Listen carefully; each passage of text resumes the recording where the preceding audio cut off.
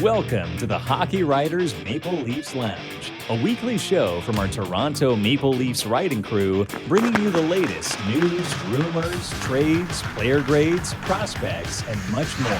From training camp to the playoffs, from draft day to the trade deadline, our team covers everything that happens with the blue and white. Come on in and pull up a chair. Welcome to the Maple Leafs Lounge.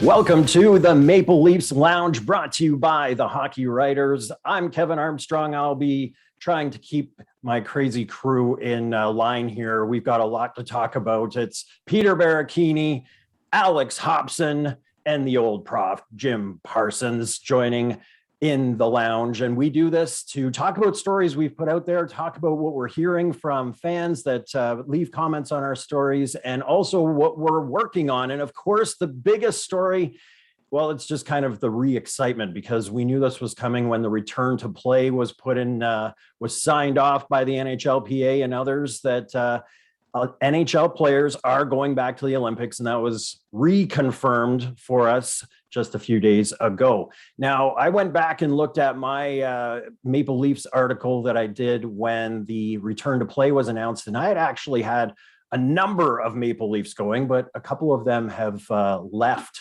the team since then.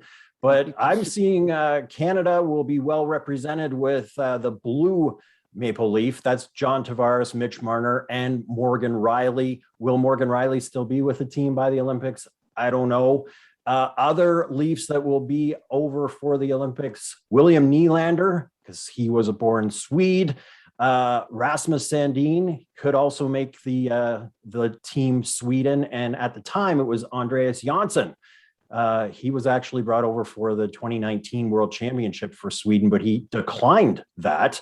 And now, obviously, he's with New Jersey. Kasperi Kapanen will be with Finland, but he's not with Toronto anymore. And then, of course, get ready for it, Auston Matthews will be with Team USA. So it's all exciting until you think of that. And I'm not sure if I could handle Auston Matthews beating Canada for the gold. What are you guys thinking of the Olympics? It's going to be fun. I mean, not to say that, we understand what happened with 2018 in Pyeongchang, but at the same time, this is what we all wanted. We want to bet on best on best. We don't want, the B teams, the C teams, anything like that. Granted, the players did a phenomenal job of, playing their hearts out no matter what.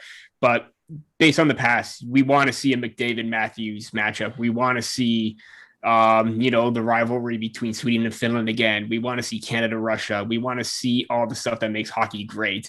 And what better than, having the best players go over and participate. Mm-hmm.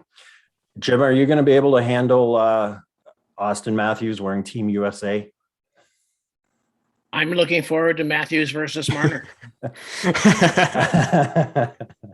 Yeah, a long time coming, and against McDavid, like Peter said, and it will be nice, because I thought we might have lost the chance to see Crosby and McDavid on the same team, kind of handing it off for Team Canada.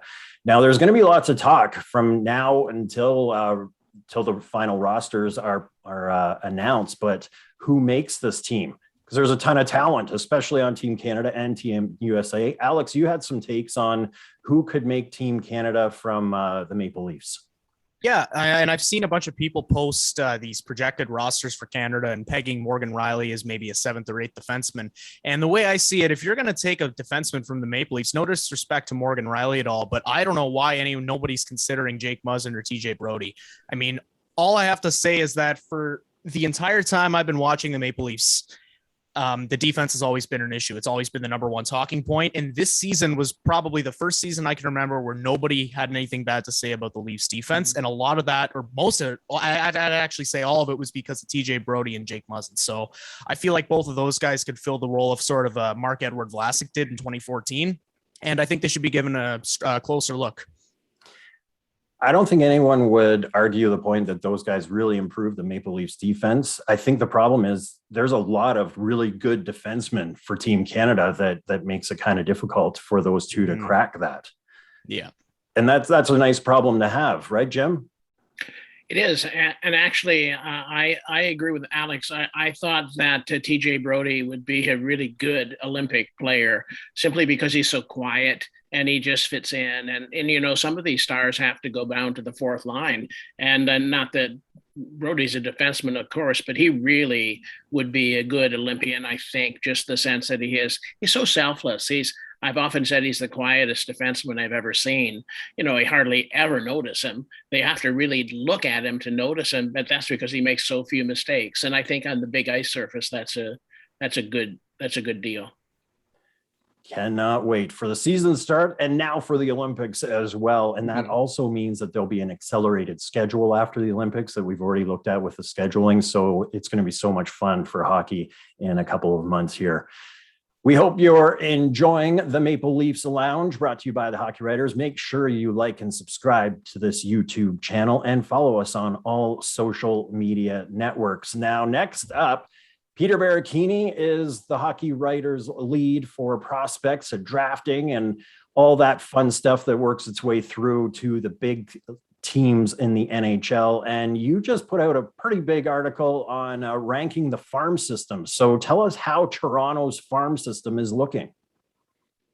Yeah, I'm looking at my phone because my computer is being messed up and I can't, do everything online. But so if I'm looking down, it's because I'm using that as my source and not my computer. But at the same time, the Toronto Maple Leafs are, pretty average at this point. They got a good prospects pool. A couple players are making a name for themselves right now. Obviously, Nick Robertson's trying to make the jump over. Rodion Namirov is waiting in the wings. He's looking fantastic. Ronnie Hirvonen, Timothy Liljegren, Topi Niemela round up in my top five. But just overall, the depth that Toronto has, they got an ample amount. Nothing that screams top 10 or maybe even top 15 worthy for me at this point, because there's a lot of development that needs to happen. I want to see where Rodion Namirov goes. Same with Topi Niemela and Hirvonen, as well as some of the other prospects as well, like Matthew Nyes. But system's still looking pretty good. Some are saying that they may lack the depth. I don't see it because they got a certain amount throughout every single position, minus the goaltending, because that's still a question mark. But they got great defensemen. They got great forwards. And I know we talked about this before with my top 10 that I just tweeted out just for fun. It's nothing to sneer at. It's still a really good system. Granted, it was a small dip in the rankings from the previous year. It's just how I felt. But even so, adding someone with Matthew Nyes, if he continues to impress like he did at the World Junior Summer Showcase with University of Minnesota this year, and he's potentially going to be on hopefully, I would like to see a top line of him, Chaz Lucius, and Tristan Broz. That's going to be very entertaining to watch. And if he could up his development, up his points totals, that's going to look pretty good. And maybe the Maple Leafs could see another bump up into that top 15, maybe. So where do you have the Maple Leafs ranked right now? 17th. Okay. So they're in the 17th. top 20, just outside. All right. And obviously the cupboard was bare in this last draft. They did get nice. Do you guys agree with that ranking, or because they kind of lost this whole last draft that they could be sliding? Alex, you follow a lot of prospects. How are things looking forward after such a bare draft this year? I think the bare draft would be more of a concern for me if it didn't happen to teams like contending teams regularly, right? Every team, when you're looking to add pieces at the deadline, you have to give up draft picks. And I think all that matters in the end is that the Leafs use their picks on guys who could make an impact at the NHL level, because in the end, you obviously want quality over quantity, and Matthew Nyes is a great looking prospect. Ty Voigt looks pretty solid as well. And, it was to be expected that the Leafs would drop in the prospect rankings because all their young guys graduated. Of course, I'm talking about Matthews, Marner, Nylander. It's been 5 years since they all graduated, obviously, but that's just bound to happen with contending teams. And I think 17th is a good ranking because the Leafs do have some prospects that could make an impact in the future, and they do have some guys who are they're worth keeping an eye on, but I probably wouldn't rank them alongside some of the, the less experienced, more rebuilding teams that might have fuller cupboards. So who is the top teams right now? My top five include, let me just pull this up for a quick second. They include the Los Angeles Kings is number one. Anaheim Ducks number 2, Detroit Red Wings 3, New Jersey Devils 4, and the Carolina Hurricanes 5. Wow. Carolina, who was a great team already, and now they're in your top 5. Yeah. So they were in the top 4 last year. They slight bump this time around, but you know what? No matter what position they're in, they're going to do a great job with their scouting. I mean, they have an amazing ability to scout the talent. And with the picks that they made this year, it may not amount to much. It's going to be probably middle of the pack depth players, but they're so in it for the long haul, and they're going to make that a priority every single year. Jim, you were just talking a couple of shows ago about Toronto really needs to start playing these young guys. So when you see that they're 17th in Peter's rankings already, where do you think that sets up when you're talking that these young guys need to start coming up to the big team? Well, first, I have to say thanks for Peter for holding all this stuff in his head, because I can't do it. And he's way smarter than I am about these things. And honestly, I really only, if the Maple Leafs draft somebody or find somebody, I care about them then, because I can handle that. I really do think that I was thinking this morning that I think I like the process, and I'm maybe alone in Maple Leafs blue and white land on this, but I think that Shanahan and Dubas are doing an ethical job with their farm system. They're not betting everything, because I think that the word is Dubas's job is on the line if he can't come through. So, but he's still building an organization. He's not cashing it all in so he can win on one time. He's not trading every prospect. So I was thinking about how ethical that was today. I don't know really where they should rank. And so I trust my friends like Peter to know things I can't know. So I appreciate that. I do think it'd be fun to watch some of the young players play. I'm looking forward to Sandin. I'm looking forward to see what happens to Robertson. I can't think he'll play this year. I think the easiest thing is to move him to the Marlies. But honestly, as a fan, I really like the idea of building the farm system and building the kids up to see where they are going to be at the end of the day. So I'm just thinking like a fan there. I want to see some of the young kids go. So you do know about the guys that are on the team, and that's led you to do kind of a deep dive on Nick Ritchie in the past couple of days with some articles. Tell us what Toronto should be expecting from Nick Ritchie. Well, first, I'm a Zach Hyman fan, and I always was. And I think that I wouldn't have signed him if I were the Maple Leafs. So good for him for getting a big job. And the other thing is you can't replace Hyman with one person. I think that Ritchie's part of the replacement for Hyman. Ritchie is, some people say he's lazy, but my research says that he's not lazy so much. He's just slower. And I mean, next to Hyman, Mighty Mouse looks lazy. It's just, he's a different player. And the Boston fans have been actually weighing in on the post that I wrote about Ritchie, because I said offensively, he's might be an upgrade on Hyman.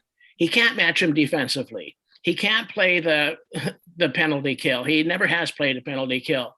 But what he does is he stands in front of the net and he creates havoc, and he shovels in 15 goals a year. Make it with poor line mates than he'll probably have if he plays in the top 6 for the Maple Leafs. I'm looking for an upgraded offensive season from him, simply because he gives the Maple Leafs that, and Marner, that front net presence that they haven't had before. I mean, talk about Hyman, and I, as I said before, I love the guy, but he really wasn't a very physical player in the way that Ritchie is a physical player. He never dropped the gloves. He never went after. He played a nice, decent game. You knew what you were going to get. It was physical. He's a puck digger, but he isn't Ritchie. And I think I'm anxious to see what Ritchie brings to the front of that net and how that will translate into more offense. I really want him to play with Marner and Matthews. I think he will be a presence in front of the net. And really, okay, so we'll get to that then too with Alex's story with who's going to be playing with we'll kind of carry that over because Alex, you had the story about who should be playing. So let's mix that in with Marner and Matthews. And is that Nick Ritchie's spot? You've listed a few different guys. Yeah, so I listed 4 people in the article, and those 4 people were Nick Ritchie, and I also listed Michael Bunting, Ilya Mikheyev, and Nick Robertson as a dark horse, but he didn't make the official list. He's just a possibility. I wouldn't mind seeing Nick Ritchie with Auston Matthews and William Nylander. My only concern with putting him on that line is his foot speed. And I get that doesn't matter if you place him in front of the net on the power play. And if he's the guy standing there kind of playing like JVR did back in the day and banking in rebounds, I think he could be super effective in that role. But my personal pick to play alongside those guys was Michael Bunting. And I'm not sure if he's going to start the season there. But what I do see is a guy who took less to come to Toronto and took less to come play for his hometown team under the impression that he is going to be able to challenge for top 6 minutes. And he's about the closest thing that the Leafs have to a Zach Hyman, in my opinion, right now. He kind of plays the role of a pest. You compared his play style to Brad Marchand, which I'm sure Leaf fans would love to hear to have on their team instead of have to play against. He's got the hustle and the speed that Hyman did, and I think there's potential for him to explode a little bit offensively this year too. I'm not sure we're going to see him score quite at the goal every other game pace that he did last season, but I really like his hustle above everything else, and I think he's got some sneaky goal scoring ability with a proper opportunity, and I like his edge. So I really, really do think that there's potential there for him to slot in on that top line down the stretch. Peter, we talked about this one on the show last week, and I know you had an article about some top 4 guys that could turn some heads, and some of them were because they could play on that top line. So you're kind of down with Bunting as well, being on that top line. I talked to Kurtis Gabriel this week, and we'll get to that in a minute, but he called then Gabriel. We know the kind of player he can be. He loved Bunting's tenaciousness. He called him a rat. He said he loves the kind of game that he brings, and he stirs it up, and he loves that, and he wants to be there for that. And he's having a lot of fun with the guy that he calls Bunts. So, Peter, are you in that boat too? With Bunting should get that top line spot? Yeah, I mean, I know we want to try and have differing opinions, but this has kind of seemed like even when they were in the running for him, it seemed like he would be the top option to be that Zach Hyman replacement. And I understand where Nick Ritchie with old Prof's article, and it's a very good possibility that on the power play be that net front presence. But again, as Alex alluded to, that foot speed that Nick Ritchie lacks is something that Michael Bunting has. If they're in on a 2-on-1 situation and they want someone to follow up and make a drop pass, and Nick Ritchie isn't there, at least you have Michael Bunting there to try and keep the play alive. So that's where I was coming from, and hopefully that, with his attitude, mindset, it replicates that of Zach Hyman all around. And I do think that if it comes out of one player, it should be Michael Bunting. This is the Maple Leafs Lounge. We hope you're enjoying what you're listening to as well. Make sure you follow us on your favorite podcast networks. We're also on iHeartRadio. And so speaking about Kurtis Gabriel, I had a chance, I've been messaging him a little bit, and had a chance to talk with him on Instagram Live. And he just messaged me just before coming on the show to tell me that his weight is 216, that it's an internet problem, that he's listed as 200, because this guy is a workout machine. He does all the body percentage pinching and all those things. I learned so much about him that I had to do 2 stories on this guy, because so much about him off the ice as well. So he was asked during this live, they said, "I'm just creating my new fantasy team. Which line should you be on?" And he's like, "I'm 4th line. I'm energy. I know my role. I'm getting out there. I'm getting after it." He listed Clark and Tucker as his favorite Leafs. Like, this guy just makes you excited. But also in the article that the response was that he's going to, and he knows, he's not saying he's part of the Leafs yet. He refuses to put the cart before the horse. But he said it's going to be tough there's a lot of great wingers in front of him right now. So Maybe we'll start with you, Alex. When you were looking over all the different options on wing, can Kurtis Gabriel crack the lineup? I'm not sure. It's honestly really, really tough to say because, like you said, there are a lot of great forwards around him on the depth chart. And I don't have doubt that he's going to get in games this year with the Maple Leafs. I think maybe he could play sort of a similar role to the one that Scott Sabourin played last year, but maybe with a little bit more ice time because he's younger, he's a little bit faster. And yeah, it's gonna be tough for him to crack a full-time role, I would imagine, because the Leafs have, I would argue that the Leafs have probably 5 lines realistically that they could ice. And having said that, though, I still think that we're going to see Gabriel I think we're going to see him get into some games. There's going to be times when, you're facing a physical team and you're going to want a little bit of that extra bite in your lineup. And if you put him on the 4th line, you know what you're going to be getting from him. You're going to be getting energy. You're going to be getting a guy that was going to go out there and give you all it has to win. I'm not sure that he's going to crack a roster spot full time this year, but I definitely think that he is going to be getting, at the very least, some regular looks in the lineup.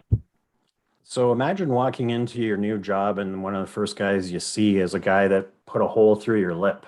And that's what it was when him and Nick Ritchie talked. And they immediately talked about, he had a hole in his lip from his scrap with Nick Ritchie. So imagine walking into your new place of work and that's what you line up with. But he said that everyone's been great. Dermot was chirping him on Instagram Live there as well. And guess what? He said his favorite guy so far that made him feel really at home, Jack Campbell. What a surprise. I know, Jack Campbell. Everyone says, I just wish that... We need more Jack Campbells in the world. We do. He needs to write like a self-help book about how to be everyone's best friend immediately because everybody says that. It's incredible. But Generosity 101. Yeah, absolutely. Peter, I know when we talked about Gabriel last week, because he had done his Instagram Live with after having a sparring match, which a lot of people then said, oh, he got in a fight with Wayne Simmons. There's turmoil in the locker room already. No. They're both grapplers and they were working out on the mat with their UFC gloves on. So, but you said this could be a return of the Bay Street Bullies, and Gabriel kind of agreed with that. When you look at Ritchie, Simmons, and Gabriel, like, good luck on trying to push this team around. Yeah, and you mentioned that some of his idols were Clark, Darcy Tucker. I mean, I remember watching the games in the early 2000s and seeing Tucker, Corson, Domi, seeing that Bay Street Bully line. And I was always excited when that line would get on because, as a little kid, you want to see those guys throw the hits, fight, and everything like that. That got everybody excited. And to have sort of like not a full comparison, but you've got some pieces in place. We see Nick Ritchie drop the gloves, Kurtis Gabriel and Wayne Simmons. I mean, especially in the first game against Montreal, we saw Wayne drop the gloves and gave a really good fight to Ben Sherrod early on. So I hope that, they don't stray away from the main goal and still being a fast, skilled, and tough team to play against, because we know the Forcer role is slowly dying out. But if Kurtis Gabriel is coming in and still has that offensive impact and not just being a one-dimensional player where he could just drop the gloves, then it's going to work out great for the Maple Leafs. And if he can get that ice time, like Alex alluded to, or even you yourself, if he could get more ice time, I think it's going to be a perfect addition because he's got that energy and he's got that mentality and attitude that I think could be really infectious for the locker room right now. Now, I had to write 2 stories because it was really, there's a lot to this 28-year-old from Newmarket. He was the first one to score a goal with the pride tape on his stick in 2019 and made a lot of headlines for that, of being inclusive. We know what the Toronto Maple Leafs do when it comes to the community that way. He's going to have his skates, he told me, are going to be, again, one skate is Black Lives Matter. The other is LGBTQ+. And of course, the pride tape is there. But I also learned some more about him, that his father actually took his own life when he was a young man. He was 10 years old and he didn't know about suicide for years later. And he didn't talk about it at first, and it kind of enraged him. And he was sad, mad, all those different feelings going around in a teenage boy. And then he started talking about things, and he started changing and listening, and that's why he's so open to communication and those types of roles now. And during this Instagram live, there were two different guys that he added on, and one had messaged him, and he had a high school guy, and sounds like he had some heartbreak, and he had messaged him earlier. Just by luck, he kind of jumped on at the same time, and he's like, you know, you really, I feel so much better about my life. I feel so much better about everything just because you messaged me back. Like, that's the kind of guy we're talking about. The off ice is I know we talk about everything on ice here, but the off ice with this guy is just amazing. And I know, Jim, that you were excited about that as soon as Gabriel signed, and everything that he does off ice and how he could bring that to the Maple Leafs and have such a huge platform for those things. The growth of the process in building this team has been really interesting for me to watch over the past 3 years, because at first they really wanted to go speed, and so they'd signed players, great players like Dick Patton. Then they said they wanted leadership last year, so they signed a whole bunch of leadership people like Joe Thornton. This year they're signing more tough guy, more grit that they're going through. But the one thing that hasn't changed is that community focus. And that focus has been strong with this organization for a long, long time. So that isn't changing. So you see, they brought in Jack Campbell because he's Jack Campbell. You mentioned that. They brought in this guy because he's Gabriel. You mentioned that. They're bringing in players who fit that ethos. And honestly, I think that makes for a great locker room. I think it makes for a great community presence. And I was thinking as you were talking, I was a university prof. I used to say that university profs should be public intellectuals. Hockey players should be community focused. So you watch Carey Price's work. You watch even, and I know you're going to talk about Nick Foligno. Nick Foligno's work. You talk about these players who are really having an impact in the community. That's something very special about this organization, and I'm pleased that they're still signing people who have that particular ethos and that commitment to the community.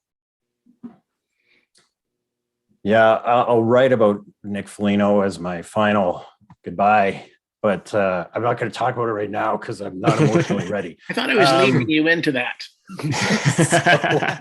But as we talked about on this show, we really like the comments and the conversations that happen underneath our articles. And I really want to thank everybody for jumping on and leaving comments on the last recap story. There were dozens of comments, great conversations in there. Shinaxis, I'd like to say thank you to them, because this writer put on that I'm not one to believe Marner needs to be traded despite his mediocre playoff performance. If anything, he just needs to bring his game to the next level. He goes on to basically say if he wasn't getting paid more than $10 million, if he is between 8 and 9, there wouldn't be this criticism, which I tend to agree with, because once you get over that 10 bear, that there's just a whole nother level. Now, I know that Peter and I talked about this last week, but for the two gentlemen that decided to bail on us last week, Alex, we talked a lot about Marner, and there's a lot of fan frustration still there. Should the Leafs be looking to trade him? No, you shouldn't be looking to trade him. And you know what? I'd like to simplify it more than that, but you don't trade Marner unless there is a deal on the table that you are absolutely certain you are going to be getting good value in return for, and unless there's no other option. And, the Leafs have been burned in the past by trading well, I'm not going to say unproven, because he's proven himself as a regular season player anyways, but they've been burned in the past by trading young talent in an effort, in like a knee-jerk move to improve the roster as it stands, or just even for the purpose of trading players. And I don't want to see the Leafs. I know that Marner ghosted in the playoffs, and I know that he's probably getting paid a little more than he should be right now, but I've always stuck by the fact that Kyle Dubas would take much more criticism had he lost the Toronto boy, the rising star from Toronto, rather than if he signed him to that deal. Like, it's easy to look back now and say, oh, he's making too much money. Dubas kind of gave into him. I don't think that's accurate. I think he he was confident in his young group, and he wanted to pay him the way that he saw his value at that point. And I mean, unless you get to a point where the only option is going to be to shake up the core and trade somebody, I don't think they should trade Marner. So there was another comment on the YouTube channel, and thanks again for leaving the comments, but the guy said, horrible podcast, no mention of Montreal. So should direct them to Habs Unfiltered. Yes, if you're looking for Montreal, this is a horrible podcast for you. Let's just talk about them right now. Yeah. So we can leave Blaine and Treg's Twitter handles maybe, and they can redirect them over there. Yeah, head over that way. Jim, you kind of brought this up a little bit earlier about Dubas and possibly being on the hot seat, and I totally agree that if they're not through the first round this year, I think it's a house cleaning at the top end. I think so, and that's what came through on the reaction to the articles. Ron, and this is again people saying their piece about Marner, but Ron said Dubas took over a team with a lot of potential and drove the Leafs off the closest cliff he could find. Dubas squandered his cap. Dubas squandered his draft picks. Dubas continues to let his UFAs walk with no compensation. In 3 years, the Leafs prospect pool will be the weakest in the league. Dubas only signed Matthews to a 5-year contract, so we can all watch him leave in his prime with no compensation. The next management will have a very little team to start with. So, Jim, that's kind of what's out there and why people are thinking Dubas, it's starting to get a little warm in that GM seat. Well, that's what everybody tells me. I can't tell you how many, I'm talking in the thousand people who read my posts and really go after Dubas. Nothing will happen until he's fired. Nothing will happen until, that's one reason I'm so vocal about, I think the process is going well. I continue to, the fact that they don't win the Stanley Cup, gosh, when one team wins a Stanley Cup in a very difficult sport, and had Tavares not been injured or had Muzzin not been injured, they're still in it. But at the same time, they're not still in it because it's over. But at the same time, they would have gone farther. So it's a lucky thing. It's a crapshoot at that point. Once you make the playoffs, I am a Dubas fan. I am a Shanahan fan, maybe more than Dubas. But I just think they're doing the right things, and the fact that they don't win, I can't explain that. But honestly, I disagree, and great fans disagree with me. So that's the fun of this whole process, is engaging in something that really people care about. And this is the fire we all sort of sit around as we roast our marshmallows, and that is this Toronto Maple Leafs hockey team. Peter, what do you think of Ron's comments? He raises a lot of concerns there. If they don't get past the first round, is Dubas and possibly others gone? I don't think Dubas and necessarily everyone else at the top is gone. I think you may look at making coaching changes surrounding Sheldon Keefe more so, because they've already cleaned house in 2015 when, Shanahan came in, bringing in Lou Lamoriello, reworking their scouting department, reworking their coaching staff to bring in Mike Babcock. Unfortunately, didn't quite work out as well as we thought. But you already have great minds, and already other great minds have gone on to other places, and they've already filled those roles with other great hockey minds. So I don't think management is going to be in a dire situation. I think Dubas there's going to be a lot of more pressure on him, but I don't think it's going to be necessarily blow the whole entire team and management situation up again like it was in 2015. In regards to even the prospects and draft picks, I don't quite get that as well, because we traded away picks, but like Alex said, we made the picks count given what we've had. We still have a deep enough farm system where we have the star players and we still have good depth pieces to complement what we have and could be coming up in the pipe system very soon. As for the cap, it could go either way. The way that he's managed the cap situation, despite being close to the limit every single year, and still manage to find the quality players that he does for that type of term and money, No one does a better job than Kyle Dubas at that point, and I'll just leave it at that. By the way, there's a correlation between as Peter was suggesting before, between how good the prospect system is and where the teams place in the league. Except for Carolina, every one of those teams is low. They're not very good teams. Hence, their prospects are better. I mean, I'm thinking there's a correlation there. And the higher you go, the worse your prospect or in your organizations are going to be, because you've traded them sometimes to get there and you have worse picks, or higher picks. So it just makes sense to me that, and I totally agree. I think Dubas has done really well with getting the picks that he has and signing the players that he has. It's phenomenal, that system, and their player development system. So when I'm looking at these players coming in and their player development system, I'm really excited by these young players. And I think they're going to load up on young players just by who they're hiring. They're all player development guys. So the Marlies did win the Calder Cup in 2018. So this is kind of the momentum that we're supposed to be looking at, but also somewhat concerning. The Marlies were terrible last year, but that was a whole different ball of wax going on last year. So we're kind of in overtime right now. So Alex, I'll give you the last word on this with Dubas. Is where are your thoughts? We see the hate coming in on the general manager and the front office. So last word goes to you. Yeah, I mean, all due respect, Ron, appreciate the comments and you're giving your take on it, but I don't think the situation is as dire as you made it out to be. The way I see it, Dubas has done just about everything that the fans have asked for at this point. I mean, once you look past the contracts and all that, the contract negotiations are what they are. Sometimes you overpay, sometimes you get guys for cheap. It happens.